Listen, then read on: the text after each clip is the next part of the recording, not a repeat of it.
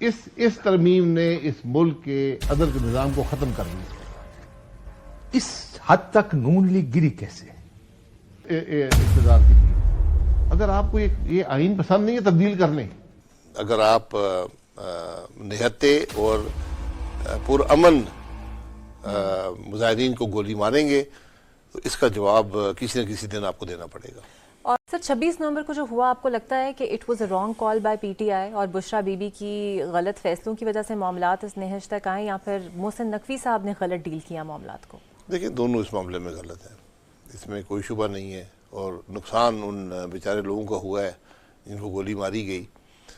یہ صوبے کو اجازت نہیں ہے کہ حکومتی مشینری لے کر اور آئینی عہدیدار جو ہیں وہ وفاق پر چڑھائی کریں. وفاق کو بھی یہ حق حاصل نہیں ہے کہ وہ احتجاج نہ کرنے دے اور سڑکیں بند کرے، سڑکیں کاٹے، انٹرنیٹ بند کر دے، شہر کو مفلوج کر دے، خود محصور ہو جائیں اور پھر اپنی حکومت بچانے کے لیے گولی کا استعمال کریں. جو وہاں پر ہوا ہے اس کا ایک نہ ایک دن کسی کو جواب دینا پڑے گا.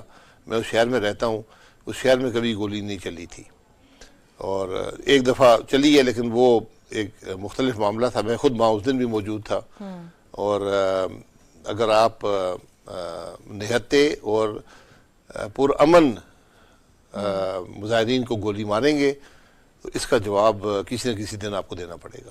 اور آپ کو یہ لگتا ہے کہ جوڈیشل کمیشن کا جو مطالبہ پی ٹی آئی کر رہی ہے وہ بنا دینا چاہیے؟ کیونکہ رانا ثناء اللہ صاحب نے میری پروگرام میں کہا تھا کہ جناب اگر ہم یہ بنا دیں گے تو اس کا مطلب ہے سب کو ہم اجازت دے دیں کہ آئیں اور آپ وفاق پہ حلہ بولیں اور اس کے بعد کمیشن کی ڈیمانڈ کریں. میں جوڈیشل دیکھیں ایک واقعہ ہوا ہے جس کی ذمہ داری اور جس کی جو تفصیلات ہیں وہ عوام کے سامنے آنا ضروری ہے کہ کس موقع پر یہ فیصلہ ہوا کہ گولی چلے گی، کون سے مجسٹریٹ نے یہ حکم دیا اور اس نے کون سے حالات دے کر وہ حکم دیا. یہ چیز بڑی ضروری ہے. یہ آج نہیں تو کل کمیشن بنے گا. سر اگر کمیشن بن بھی جائے تو ایسی رپورٹس نہ تو سامنے کبھی آتی ہیں، اور اگر آ بھی جائیں تو اس پہ تو امپلیمنٹ نہیں ہوتا. تو پی ٹی آئی کو تو ویسے ہی عدلیہ سے شکایات ہے. جی اس لیے میں کہہ رہا ہوں کمیشن بنا دیں، رپورٹ نہیں آئے گی. یہ اس بات میں کوئی شبہ نہیں ہے کہ ہمارے ملک میں کمیشن جو ہیں وہ معاملات کو دبانے کے لیے اور مجرمان کو بچانے کے لیے ہوتے ہیں.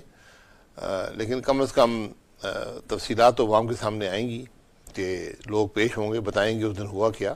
کیونکہ یہ بہت خطرناک بات ہے. اگر اشتعال نہیں تھا، وہاں پر لوگ پولیس پر حملہ آور نہیں ہوئے، انہوں نے یقیناً قانون توڑا ہوگا کہ آپ نے دفعہ 144 لگایا ہے.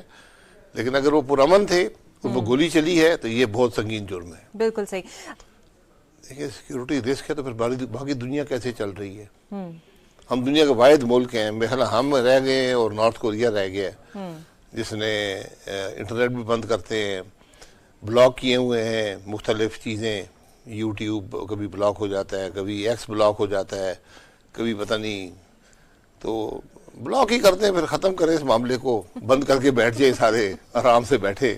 جس ملک کا وزیر اعظم خود وی پی این پہ جا کر ٹویٹ کرتا ہے تو کیا ان کو بات کی سمجھ نہیں آتی کہ آپ کر کیا رہے ہیں؟ سر پہلے ججز کی تنخواہوں میں اضافہ اور اس کے بعد مسلم لیگ نون کی پنجاب حکومت کی طرف سے ممبران کی تنخواہوں میں تقریباً لگ بھگ 900% اضافہ کر دینا ایک غریب عوام کے زخموں پر نمک پاشی کے مترادف نہیں ہے؟ جی یہ دیکھیں جو تنخواہ وغیرہ ہے اسمبلی کے ممبران کی وہ بہت کم ہے، لیکن اس کا یہ مطلب نہیں ہے کہ آپ ایسے موقع پر جہاں پر پوری عوام مہنگائی کی چکی میں پس رہی ہو، آپ ان کے سامنے بیٹھ کر اتنا بڑا اضافہ کر دیں. آپ 10-20-30 ہزار کا اضافہ کر دیتے، کیونکہ یا پھر عوام کو بھی ریلیف دے کر یہ اضافہ کرتے، عوام کے لیے کچھ کرتے، کوئی پالیسیز بناتے، ملک ترقی کر رہا ہوتا، ملک میں گروتھ ہو رہی ہوتی تو آپ یہ کام کرتے. آپ بتا دیں، حکومت بتا دے کہ کسی بھی ادارے میں اتنی بڑی ترقی ممکن ہے اسمبلی کے ممبران کی تنخواہوں میں. یہ آپ عوامی نمائندے ہیں تو جو بات آپ کرتے ہیں یہ سوچ کر کیا کریں کہ اس کا عوام کس نظر سے دیکھیں گے. اچھا شاہد صاحب، آبویسلی ایک عام آدمی کو تو نہیں پتا ہوگا، لیکن بطور وزیر اعظم آبویسلی آپ نے یہ قومی سلامتی کی میٹنگز آپ اٹینڈ کرتے رہے ہوں گے، تو جب یہ لاجک دی جاتی ہے کہ ہم قومی سلامتی پر کمپرومائز نہیں کریں گے، پاکستان کو ہم نے ڈیٹا لیک اور سائبر اٹیک سے بچانا ہے، یہ چیلنجز آپ کے دور میں بھی تھے؟ ایسے چیلنجز پر آپ نے بھی سوچا ہوگا کہ ہم انٹرنیٹ بند کریں یا پھر اور کچھ کریں؟ یہ چیلنجز ہمیشہ رہتے ہیں. سائبر سیکورٹی ایک بڑا کرٹیکل چیز ہے. اب آرٹیفیشل انٹیلیجنس کے بعد یہ مزید کمپلیکیٹ ہو جائے گی، لیکن پوری دنیا اس کا مقابلہ کرتی ہے اور کوئی بھی انٹرنیٹ بند نہیں کرتا، کوئی بھی بلاک نہیں کرتا چیزوں کو. کچھ ممالک نے چند چیزیں بلاک کی ہیں لیکن انہوں نے آلٹرنیٹو دیا ہوا ہے. مثلاً کچھ ممالک میں واٹس ایپ نہیں ہے، کچھ میں ٹیکسٹ چلتا ہے، وہ ان کی اپنی اس کی زیادہ تر وہ کمرشل ریزنز ہیں. لیکن ہم نے تو سوچے سمجھے بغیر اور عوام کو انفارم کیے بغیر اور ایک مستقل پالیسی کے بغیر کبھی اب انٹرنیٹ بند کر دیتے ہیں. انٹرنیٹ سلو کرنے کا کیا مقصد ہے؟ یہ اس میں کون سی سائبر سیکورٹی کا ایشو ہے؟ پیپلز پارٹی کا فی الحال کچھ اختلافات کا معاملہ نون لیگ کے ساتھ بھی چل رہا ہے، آپ کو لگتا ہے یہ کچھ سویر رزلٹ کریٹ کر پائیں گے یا پھر یہ وہ محض وہی دکھاوا ہے جو اکثر عوام کے لیے کیا جاتا ہے؟ یہ وہ کیتھولک میرج ہے، اس میں طلاق ممکن نہیں ہے. یعنی کہ یہ ساتھ ایسے ہی چلے گا؟ جی یہ وہ کیا کہتے ہیں وہ فلموں میں کہ پوری جنم اور پتہ نہیں اس کا ساتھ ہے. بالکل صحیح. ہر دنیا کے ملک میں، ہر جمہوریت میں الیکشن جو ہوتا ہے وہ ہر سیاسی مسئلے کا حل ہوتا ہے.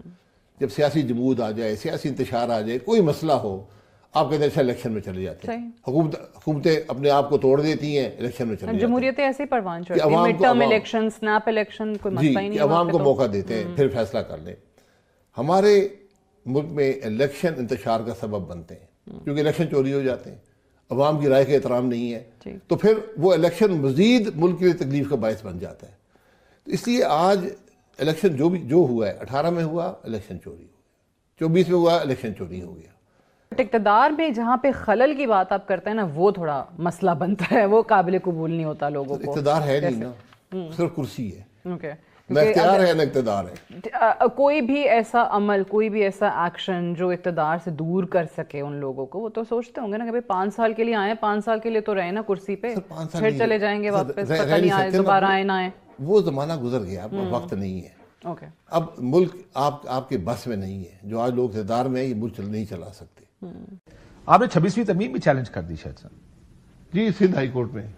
اس ملک میں جو اسمبلیاں کر رہی ہیں وہ بھی آپ کو لگتا ہے کہ خود کر رہی ہیں؟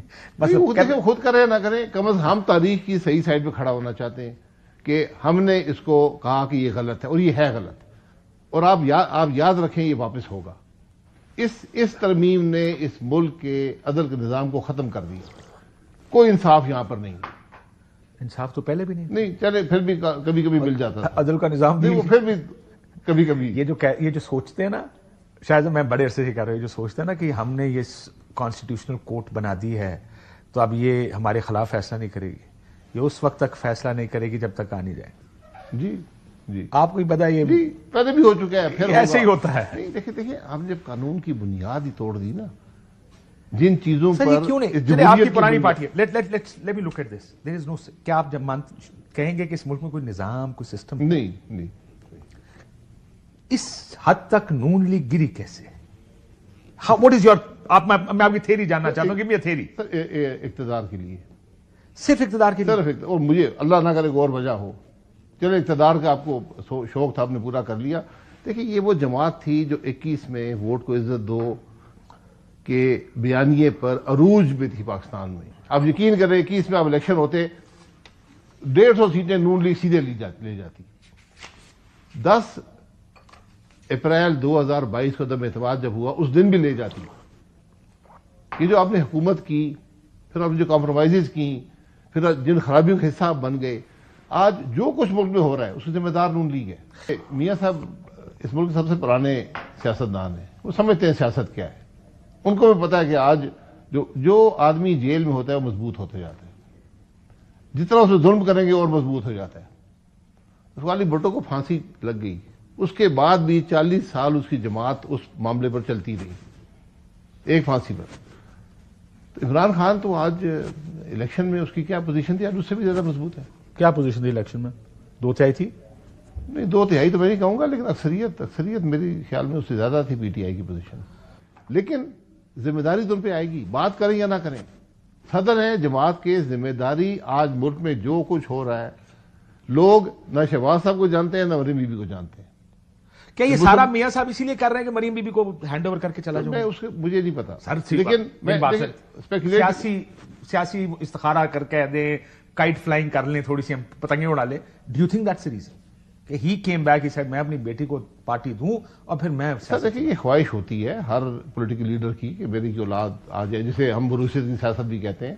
دیکھیں یہ کیسا ملک ہے جس میں ہم اتنے آرام سے کہہ دیتے ہیں ہو جی یہاں پہ کوئی الیکشن فیئر نہیں ہوا. ہاؤ؟ کیسے کہہ سکتے ہیں؟ بالکل ہم کہتے ہیں یہاں پہ کوئی الیکشن نہیں. ہر آدمی جانتا ہے، ہر آدمی کہتا ہے او جی آئین ٹوٹ گیا جی. جی کیسے؟ اور یہ الیکشن نہیں کرایا کیونکہ بہت طاقتور ہے. I mean do you realize what you saying? Sir یہی تو ہماری بد نصیبی ہے. اگر ہم آج مشکل میں ہے ایک ملک کی حیثیت سے، قوم کی حیثیت سے، عوام کی حیثیت سے، اسی لیے آپ رول آف لا نہیں ہوگا، کانسٹیٹیوشن نہیں ہوگا، ملک نہیں چلتے. اس بات کا ہمیں آج تک احساس نہیں ہوا. 77 سال میں ہمیں یہ بات سمجھ نہیں آئی. پوری دنیا نے سمجھ لی ہے. اگر آپ کو یہ آئین پسند نہیں ہے تبدیل کر لیں، لیکن وہ تبدیلی نہیں تو 26ویں امینڈمنٹ ہے. پھر ان کو جب تبدیلی کرنی ہوتی ہے وہ تو یہی کرتے ہیں. نہیں یہ مزید تباہی کا راستہ ہے نا. یہ آپ کی حکومت چاہتی تھی یہ تبدیلی کرنا؟ آپ کی سابق حکومت. میں معافی چاہتا ہوں اگر میں بار بار آپ کی کہہ دوں تو. سر نہیں چاہتی تھی. 2/3 پارلیمان نے، 2 ہاؤسز نے اس ملک کے ووٹ دیا ہے. 2/3 نہیں نہ چاہتے ہوئے دیا ہے. پڑھا بھی نہیں نا، انہوں نے پڑھا بھی نہیں جی. اندھیرا سیدھا نظر نہیں آیا.